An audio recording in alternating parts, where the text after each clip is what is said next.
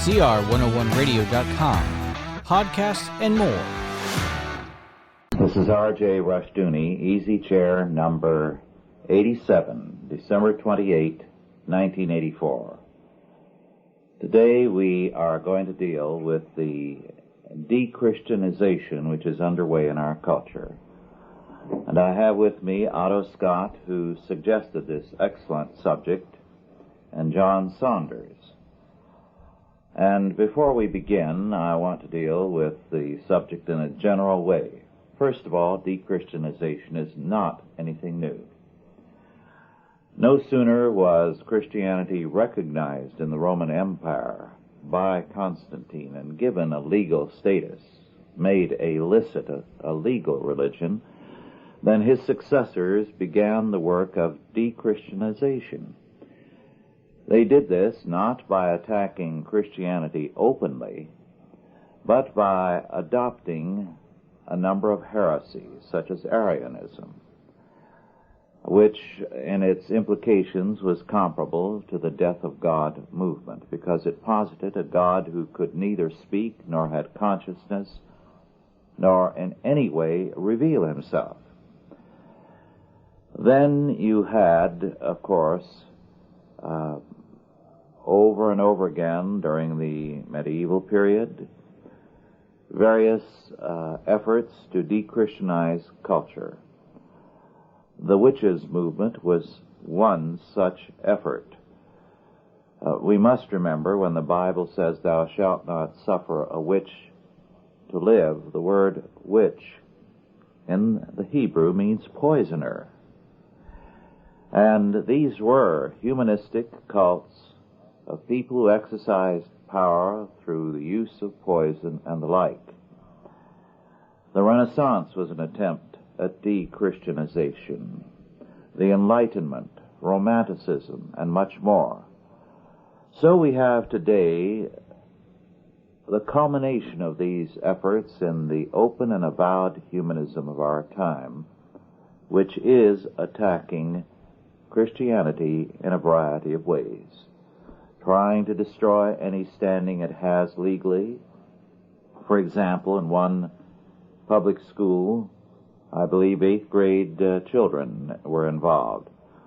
A girl who brought Christmas cards to school to pass around to her friends in the class was told that what she was doing was illegal, and all kinds of legal action and protest ensued. Incidentally, they didn't even call her cards Christmas cards. They called them Yule cards, because to use the word Christmas today is anathema. If your community had decorations for the holiday season, they probably said Happy Holidays, not Merry Christmas. The very word Christmas, because it refers to Christ, is now being dropped.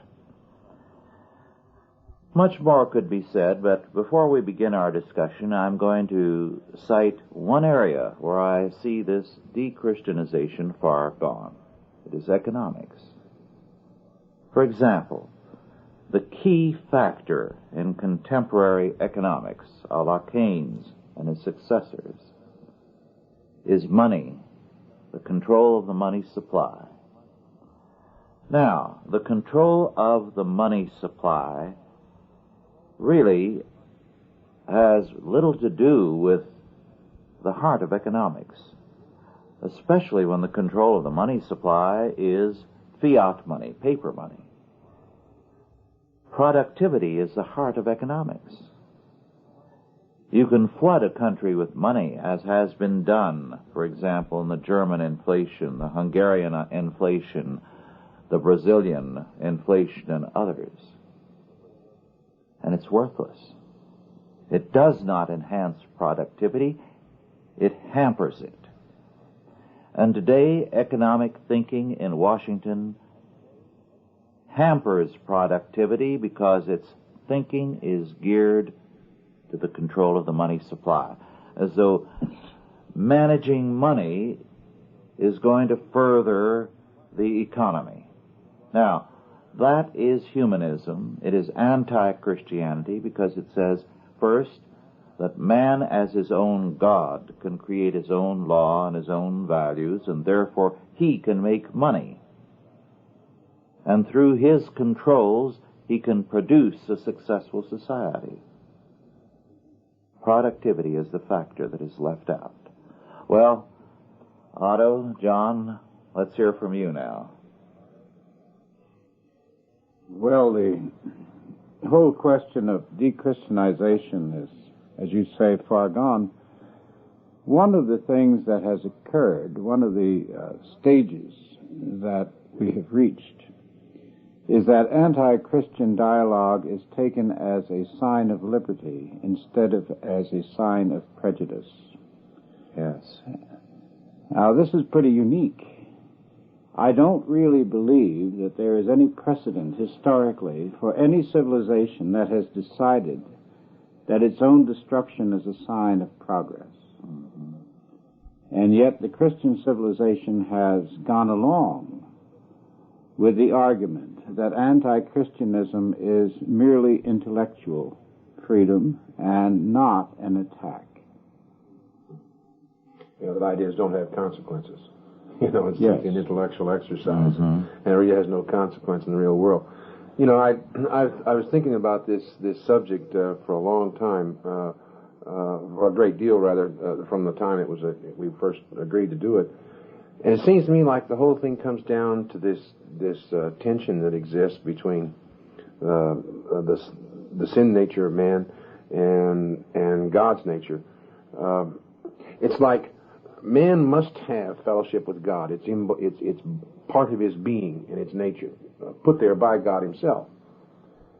And when he denies that, then he must, by implication, become God himself. And he starts to try to accumulate power. It is not enough that he be an individual, self-governing man. An atheist is never content with keeping to his own business.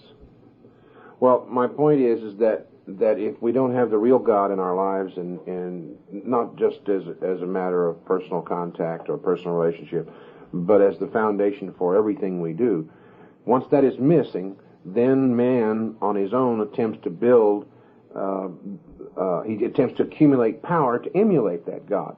One of the ways he does that is in the centralization of economic control.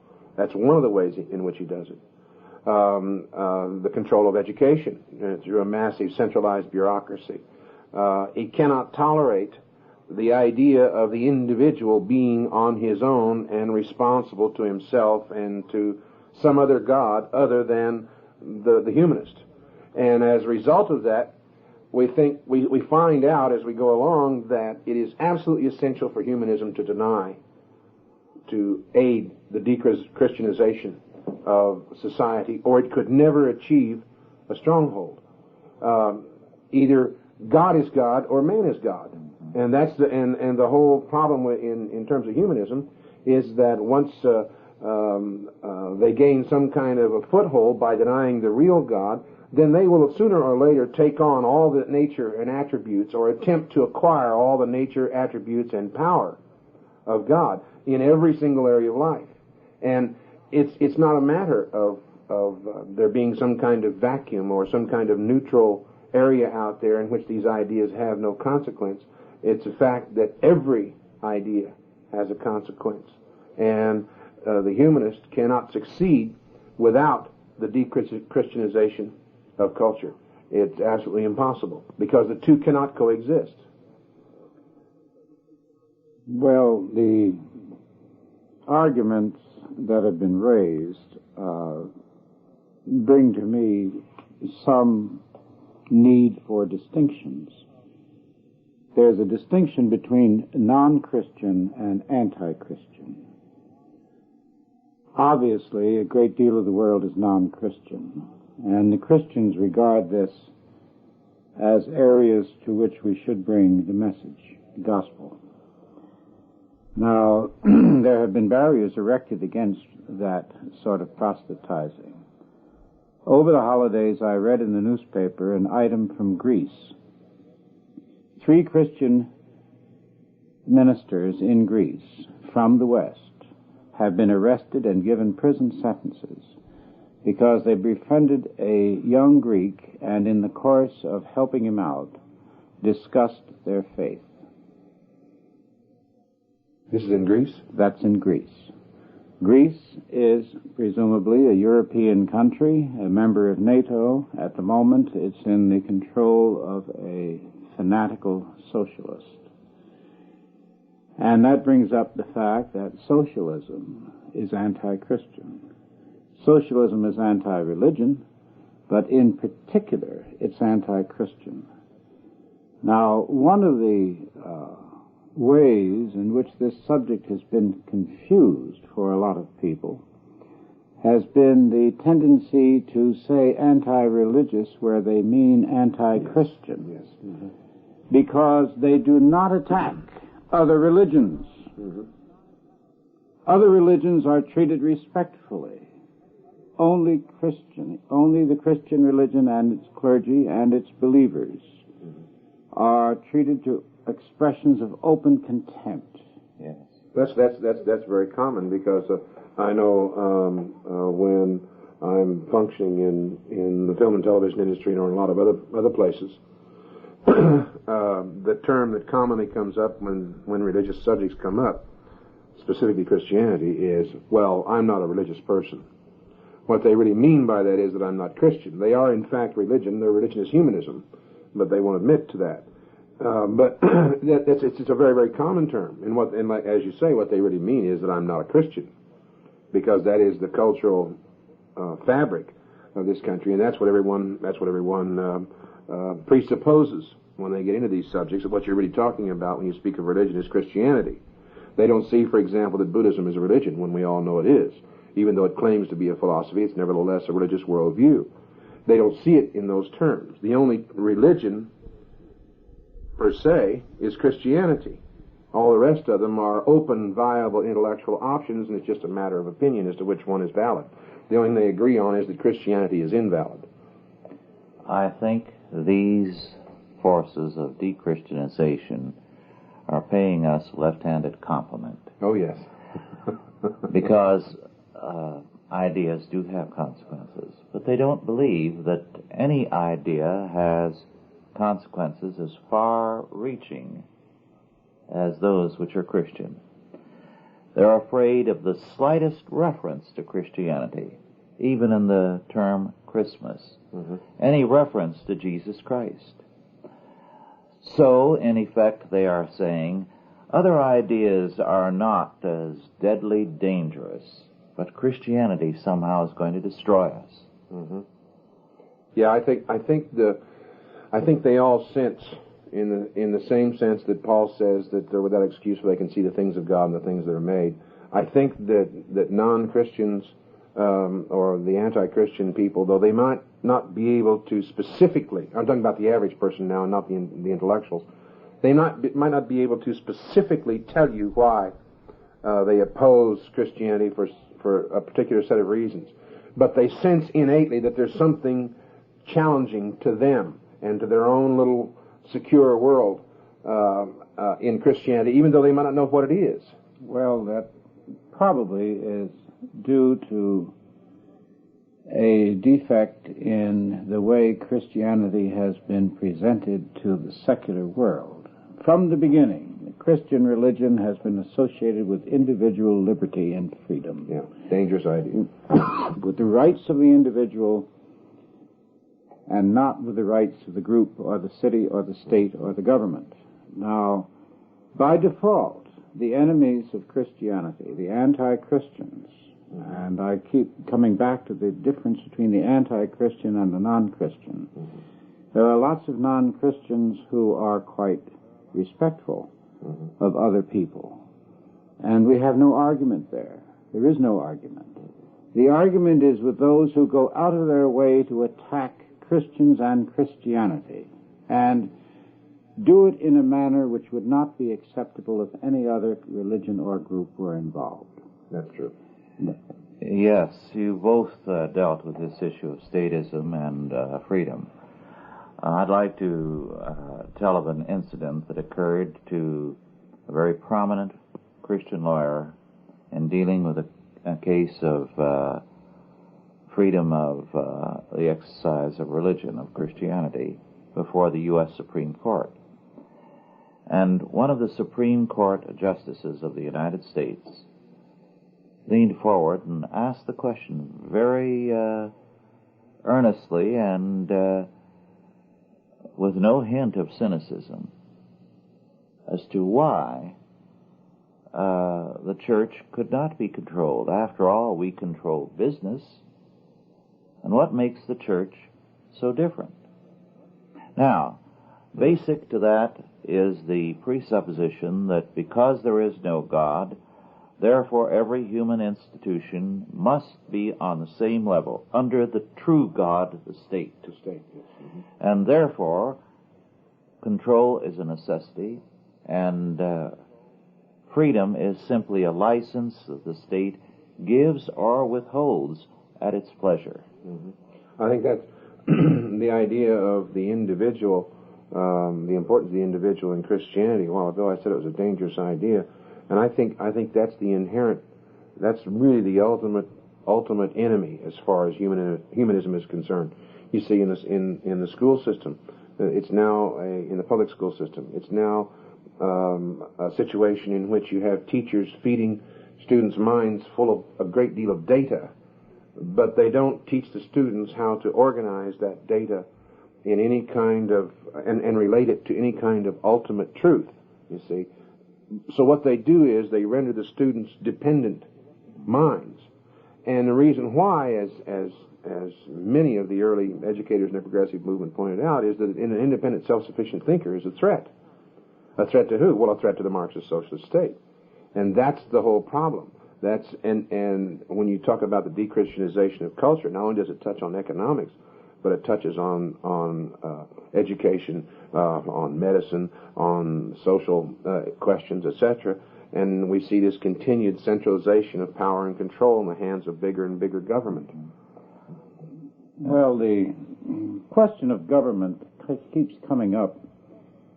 I'm not sure that it's widely understood that governments do consist of individuals. They consist of people.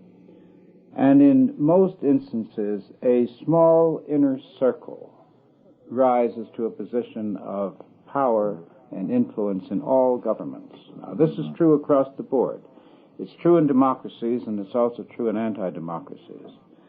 We have roughly 5% of the people of the Soviet Union who dominate and who own and control and run the Soviet Union. They call themselves the Communist Party.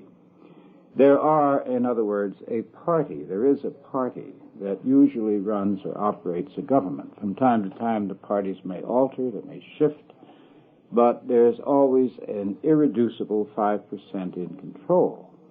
Now, at one time, the 5% in control of the United States, the founding fathers and those who followed their influence, were Christian. Now we are confronted with a situation where the 5% is anti-Christian. This is the crux of our situation, and it's a very serious situation. Christianity has been rolled back from a global religion, accepted and admired, followed, emulated, believed. It has been rendered outlaw in over half the world. So we're not talking here about abstractions. We're in a position similar to the Christians in the first centuries.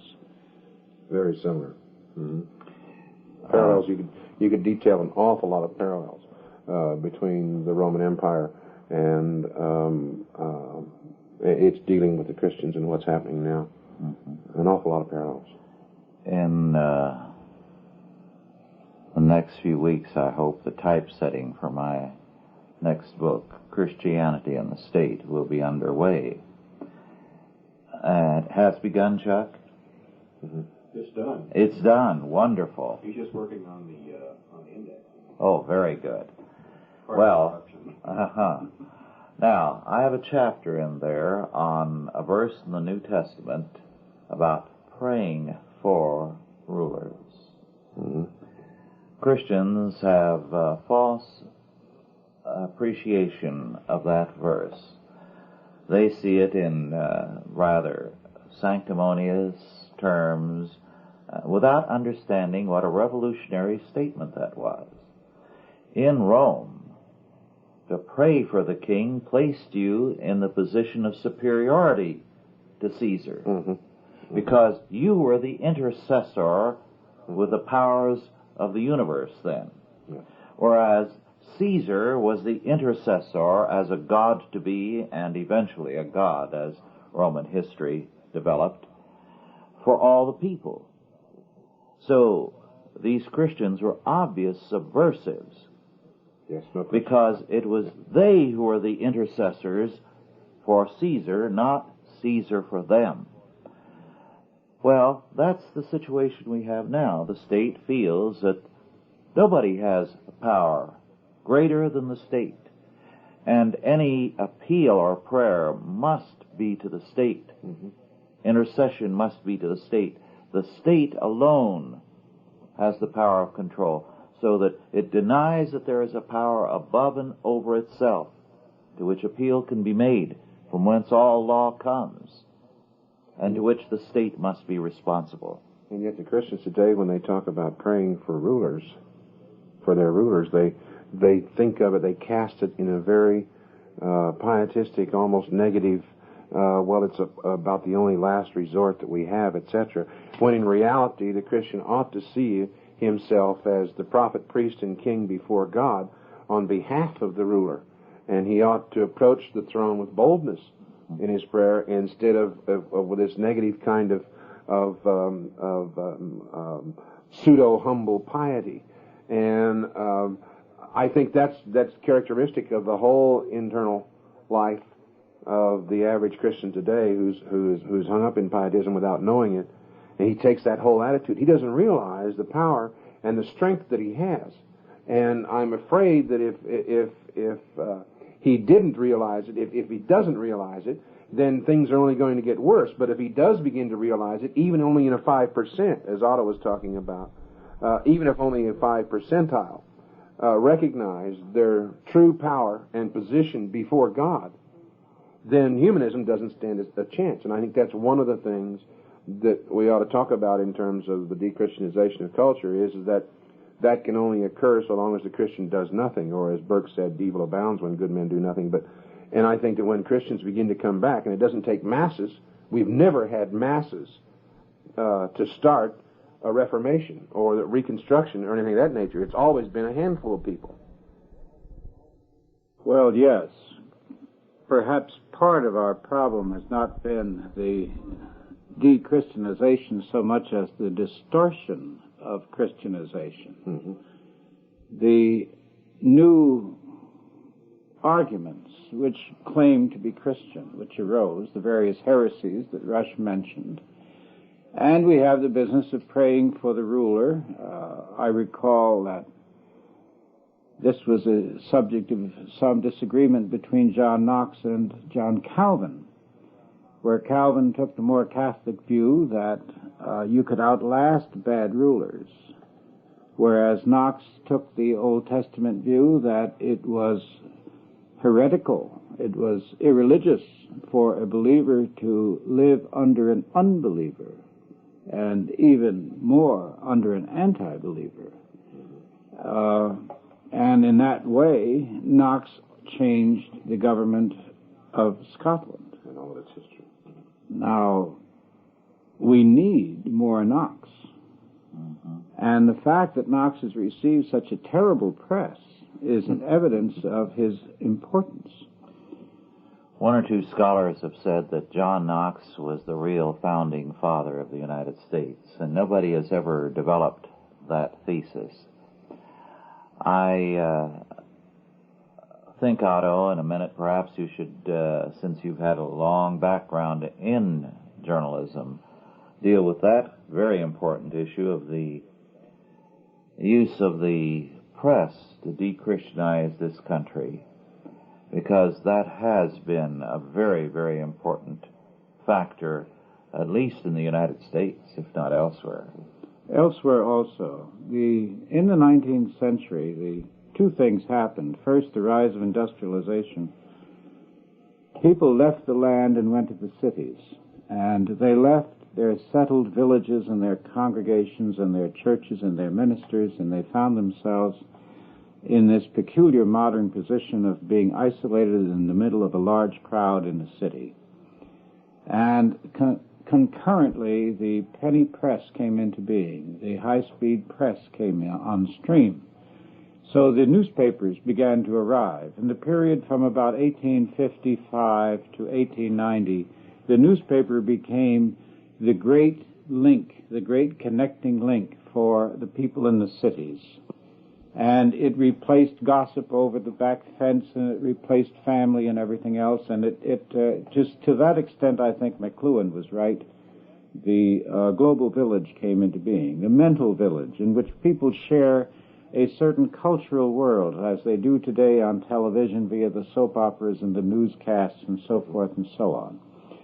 And these organs of communication were largely in the hands of socialists. The journalist is almost the prototype of the Aravist, of the individual who has nothing except what he considers his talents. The word freelance is really well chosen. A Ralph Nader type. They're mercenaries. They're intellectual mercenaries for sale, and willing to engage in any kind of combat.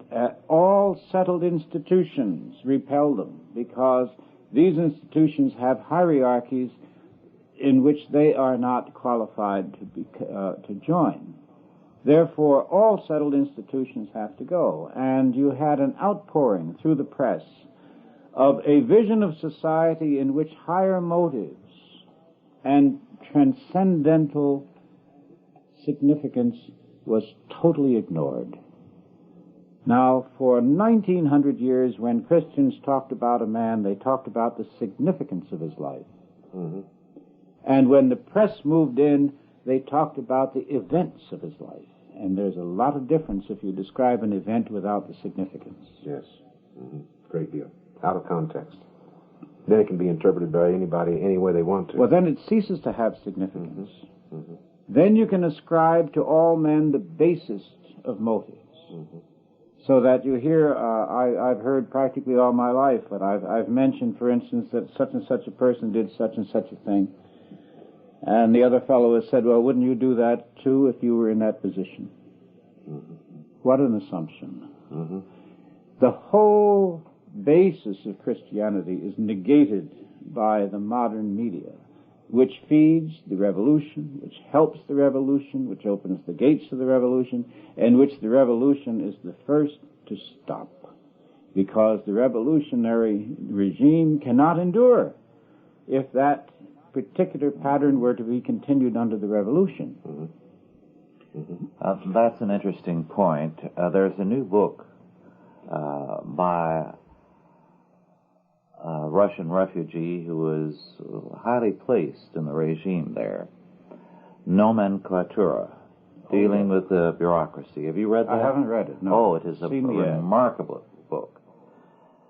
First, he says, by the way, that the bureaucracy is the key to the Soviet Union. And he said this was Stalin's rise to power. Before he took over, he was known as Mr. Filing Cabinet. Mm-hmm. Which is very interesting. And that this was the aspect of Stalin's power that the West has never realized. It continued to the end. But the point he makes is that Lenin very early broke with Marxism, except as a tool. Mm-hmm. And he despised all the Marxists who preceded him because they were true believers. Mm-hmm. And to him, there was one goal, power. Yes. And you were pragmatic in getting towards that, and you had to be a total professional, totally ruthless. So there was one goal only, power. Now, I submit that what Lenin represented was what was developing in the Western world, and a part of this tradition that was coming to focus in the press, where truth was being replaced by pragmatism, and power for its own sake was worshipped. So whether you take the democratic or the socialist or the Marxist versions, what Lenin represented in its purest form, this worship of naked power, the seizure and the control of it, it governs every country today. So naturally you've got to de-Christianize the world, because the emphasis is not on power, but on truth. You shall know the truth, and the truth shall make you free. Whereas for Lenin, you shall gain power, and then ration the freedom. It's too precious for the people to have it. Well, it's a privilege. The totalitarian winds are blowing around the world, and the United States, being a part of the world, is affected by these currents. The growth of regulations. We have now so many regulations that nobody in the United States can remember their number. They come out by the tens of thousands every year from the governmental agencies which have the unconstitutional right to legislate, to administrate, and to adjudicate their own regulations. Two things. In reference to what Rush just said, the accumulation of power, the other aspect about Christianity that's a major threat is that with this idea of man being responsible to God first and everyone else second, that is the foundation for the decentralization of power. That is the hidden presupposition. With respect to the press that you were talking about a while ago, I think the real danger in the press, the real danger is what's happening, not just what's happening to the press, but the fact that the press has promoted its own power, as the Lecter and Rothman report has shown, that it promotes its own power on false presuppositions.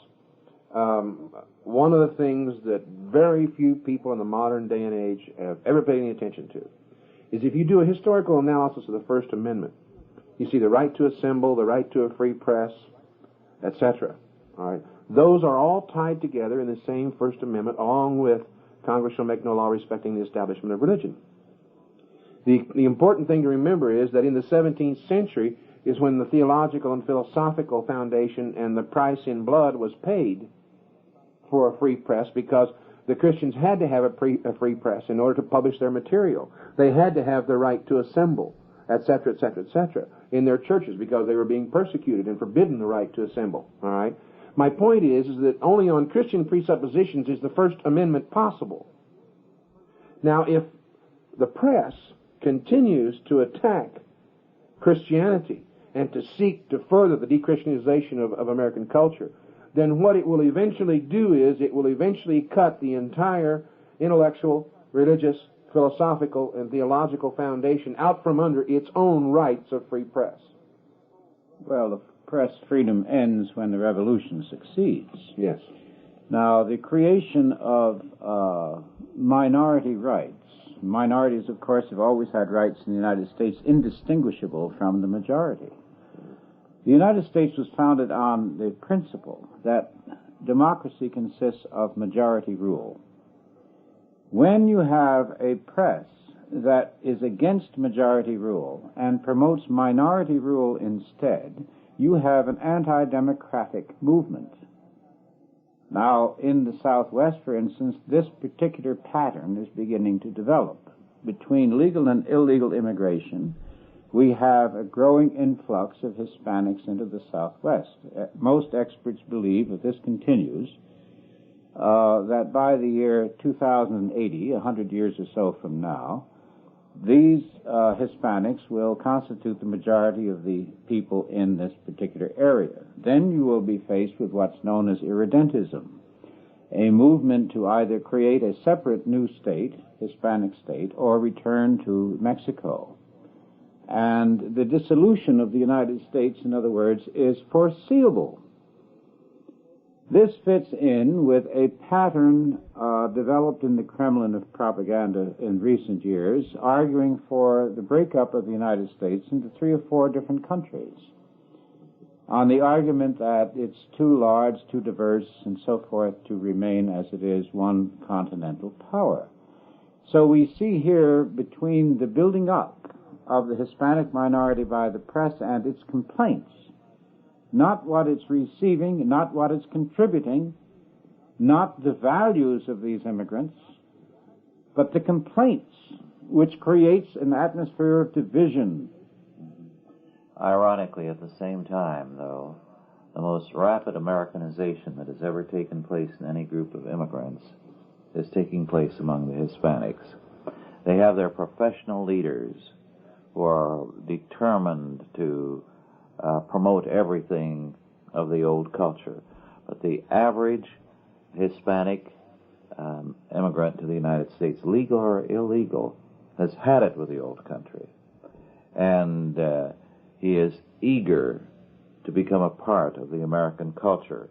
I think that's true of the overwhelming majority. What we're talking about here, though, is the activities of the 5%. Yes. Mm-hmm.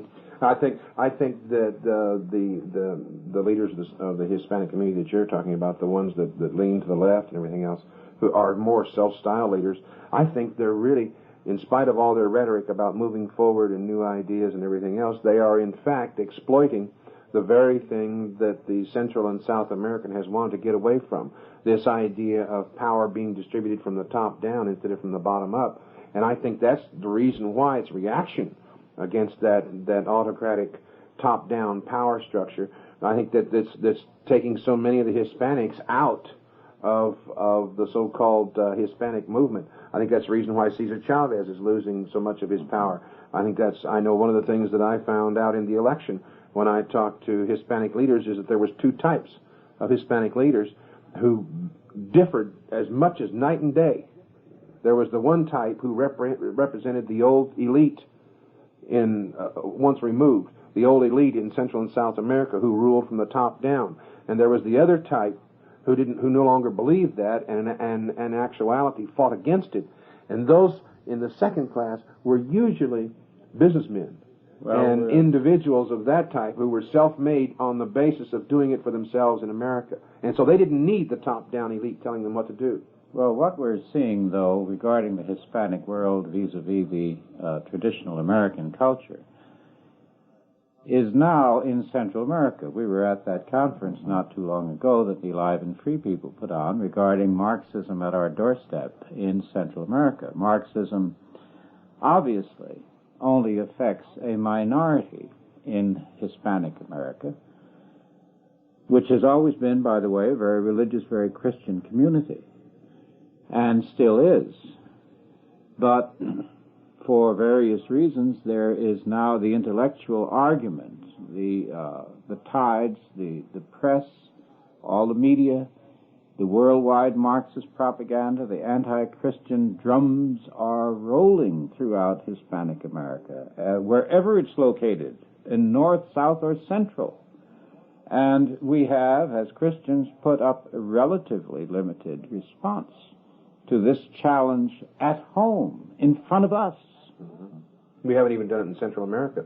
Look at the Mosquito Indians down there. The reason why the Mosquitoes were driven out of Nicaragua by the Sandinistas is because their Protestant Christian perspective gave them a sense of independence, as being a self-governing man. They wouldn't knuckle under and go along with the program.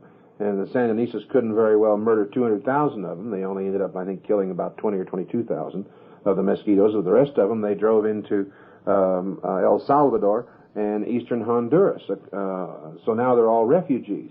The Mosquitoes, simply because of that idea of the self-governing individual person was so strong in the Mosquito Christian perspective that it prevented them from being integrated into a totalitarian state.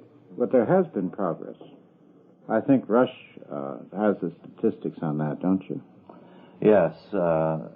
In the Central American countries, between 25 and 28% now are evangelicals, and they're providing quite a militant minority for dramatic changes.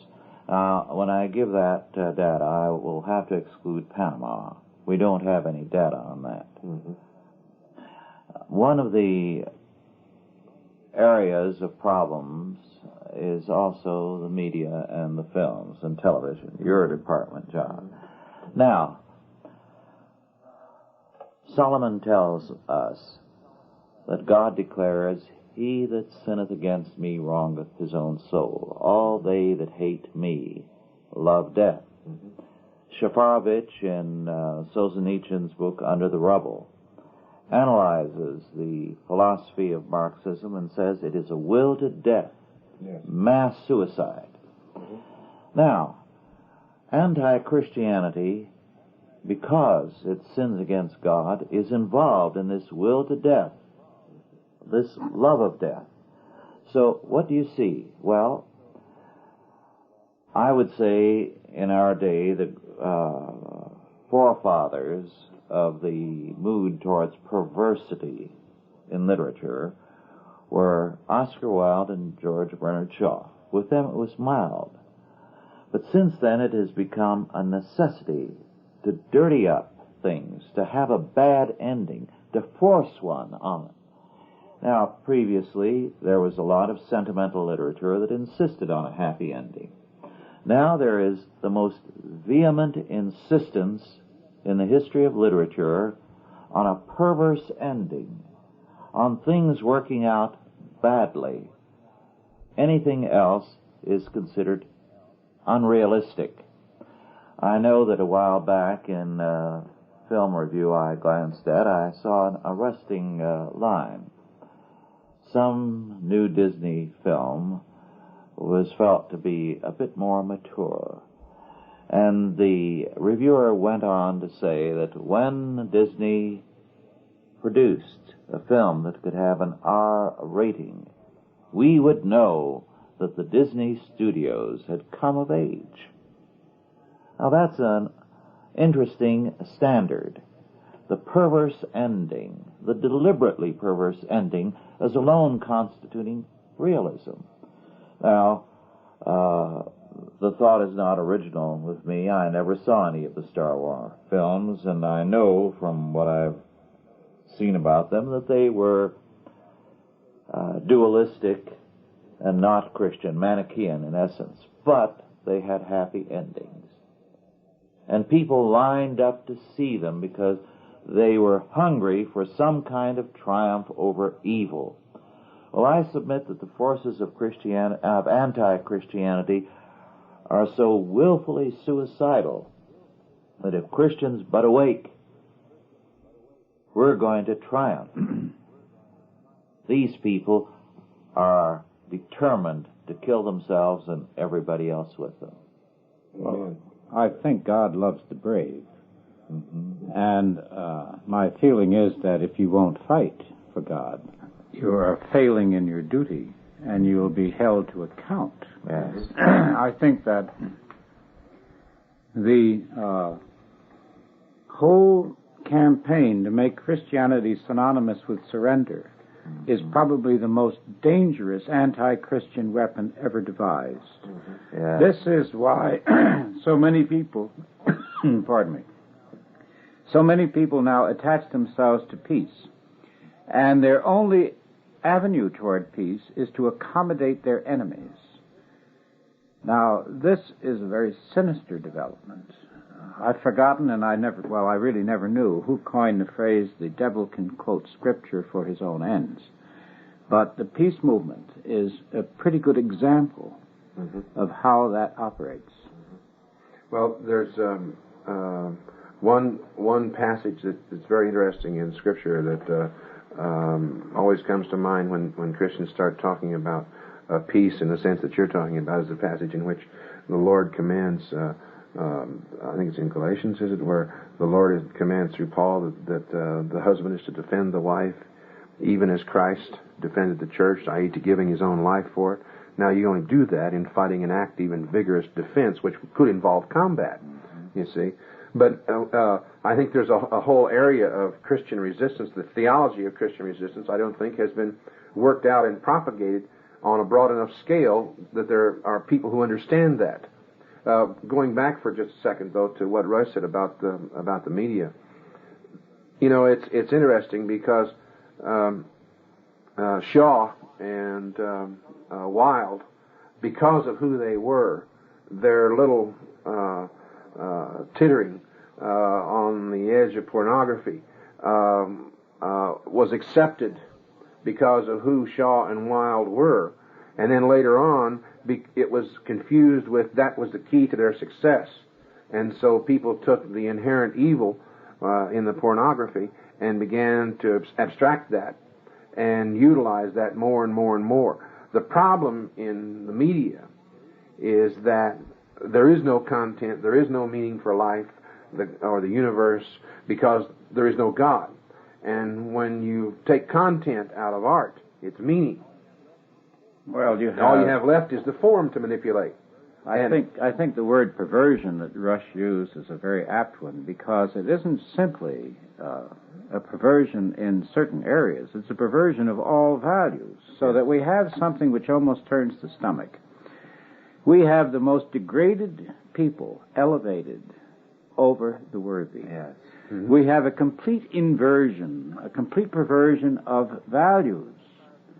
Now, there is a historical theory to the effect that when the average man can no longer see the workings of justice in the system that surrounds him, when he can no longer see virtue rewarded and evil punished, that system is in trouble, because he then begins to ascribe success to luck, to contact, to accident, so forth, even to sin.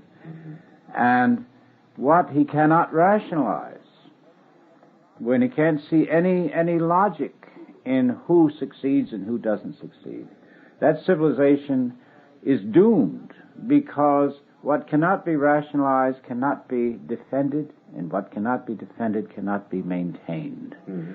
Now, what we're talking about here is the defense and maintenance of Christianity.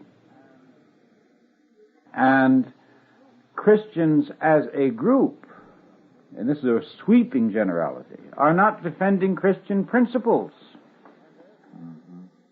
And therefore, the Christian community is in peril. Yes.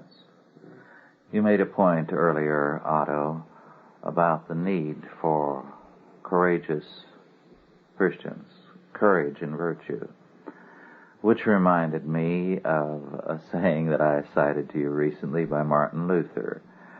Martin Luther was a man who sometimes charged in too quickly, and he's very easy to praise and very easy to condemn because he was so open and blunt about things. But at one time he did make a statement which expressed his disgust for people who were practicing virtue in a sniveling, cowardly way, if it could be called virtue, and practicing their vices in the same way, with a facade of respectability and with a pretense that this was really the right thing to do. And he said very bluntly, "Sin bravely. God loves a lusty sinner." So, we need to tell Christians, be virtuous bravely. God loves a vigorous and a strong Christian, not a sniveler. And sin bravely. God loves a lusty sinner. Be what you are. Yeah, that's there's no more. I couldn't agree with you more. I think one of the problems, though, is that a lot of people are going to interpret that as evangelize bravely and not do the work of your calling bravely, and being willing, for example, as a politician, to say, I vote the way I vote because it is biblical, and being willing to stand up and defend that bravely.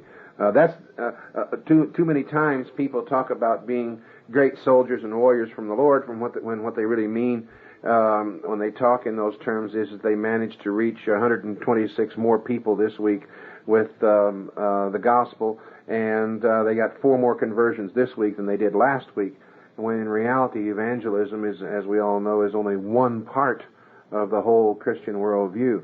And what we're talking about, though, in the sense that you just so that we clarify this, is in the sense that in everything that you do, whether it's economics, business, government, science, what have you. Be bold in terms of applying God's laws and principles to what you do. Well, if the Christians were to do that, they would start behaving more the way citizens of the country behave on political issues. Now, Mrs. Schlafly discussed what to do about a hostile press. And she said, well, it's very simple. She said, I just get a bunch of girls together and we march into the television station. Yeah. And we say to the manager, we've heard those complaints and heard those arguments and criticisms, and we want the right to reply. And she said, we get it. Mm-hmm. Now, there isn't anything to keep a church group from getting up and marching into the newspaper, into the city room and talking to the editor. Their doors are open. Mm-hmm. Or into the television station or the radio station and get off their ass and start doing something. Yes, agreed. That's how Mrs. Schlafly became so successful. Exactly. Yeah. But nobody is fighting that way for Christianity. Do something, even if it's wrong, do something. At least you can learn by your mistakes. And I've had so many people come up to me and say, but John, how do I get involved in doing those kinds of things? And I said, what are the procedures? How do I go about it? And I said, I can't give you a handbook. You open the television station door with the left hand and you go in and you see first the secretary and you say these words to her. And then after you get past her, well, then you see the assistant manager and gradually you work. That isn't the way you do it. There isn't any manual written for resistance. There isn't any manual written, shouldn't be a manual written in terms of propagating the Christian message and being able to resist, other than the Scriptures. Just go in and do it. And if you make mistakes, you learn from your mistakes. Don't give up and keep doing it. And eventually, you can teach other people how to do it and expand and develop the numbers, and the movement will grow in a local community. I don't know how many times we've seen local single individuals who just got fed up and began to go out and propagate the truth and the Christian message, and all of a sudden, within a matter of 3, 4, 5 years, they become a nationally recognized leader of some sorts. You say, how did this happen? Because they made a commitment and they stuck to it. I have on my desk perhaps the most prominent evangelical magazine in this country, open to a page that really got me angry, and I'm going to deal with it one of these days. It's an account of a police officer in a Midwestern city whose wife prayed for him, and the friends of the wife and the church of which he was a member prayed for him, and he was converted. So what has he done now? He's resigned from the police force because that's such a world of dirty work. Now, that is the kind of thing that has de-Christianized us even more than what the opposition has been doing. Christians on the retreat, Christians who haven't got the courage to take their faith into the difficult places of life and apply it to their work. It's like you're not in full-time service for the Lord unless you have a 501c3 nonprofit foundation and you're $200,000 in debt and have a mailing list of 15,000 people. Then somehow or another you're in full-time service for the Lord because you're working 7 days a week, 24 hours a day, trying to raise enough money to keep the foundation open or to keep the church open or something. And only if you're engaged in an active ministry and it's got to have the right kind of name for it and everything else and all the right symbols on the literature, then somehow you're in full-time service for the Lord. Only if you're involved actively in a, quote, ministry, unquote. When in reality, the full-time service for the Lord begins from the moment of creation until the final consummation, and you're either on God's side in full-time service for the Lord, or you're in full-time service for the opposition. Well, I think, to me, of course, Solzhenitsyn will always remain a great example. His entire life is almost biblical in the analogies that can be drawn. First of all, he was totally on the side of Marxism, totally totalitarian. Then, by mischance, he was sent to Siberia, where he met God. When he came out of Siberia, he had cancer and was told that he was going to die. And his faith improved and didn't decline. He recovered, and he wrote these famous books. Now, the interesting thing to me as a writer about Solzhenitsyn's books is that none of them promote Christianity overtly. They all are suffused with Christian presuppositions, but they don't say it. And they don't have to say it. But they do it so well that by the time he was world famous, none of the anti-Christians pegged him as a Christian until he came here and was interviewed. And then, of course, when they discovered that he was a Christian, we all know how the press changed. Oh, yes. How his reputation altered. Oh, yes. What an example. Yeah. Yeah. Our time is almost up, but by way of conclusion, I'd like to say that I think one of the major forces for de-Christianization has been the church. With its cowardice on the side of those who profess to believe the Bible from cover to cover, and with modernism in the other churches. Now I see that changing. The modernist churches are dying, the cowardly churches are being pushed to the sidelines, and a new, strong, and faithful Christianity is emerging. Do you have any last comment, John? I think every major movement, or every movement of significance that Chalcedon's been involved in for the last 2 to 3 years, as well as my own personal contacts in the last 3 to 4 years, is proof of exactly what you say. I see that the churches that are liberal, modern, the churches that have a cowardly strain to them, you're indeed correct. And we see now individuals starting churches that all of a sudden seem to grow like wildfire for no apparent reason, when the real bottom line is they simply took the stand in every area of life and were willing to go to jail for it, or to whatever extent it took. And it's that kind of courage that people need in this day and age. And it's the courageous pastor and the courageous church that's going to become the leaders in the next decade. I think that's true. I think there's a great revival underway. And I think the core of it has not been seen for many centuries. I think really we are, I started out saying, our situation is comparable to that of the first century Christians because our lives are at stake.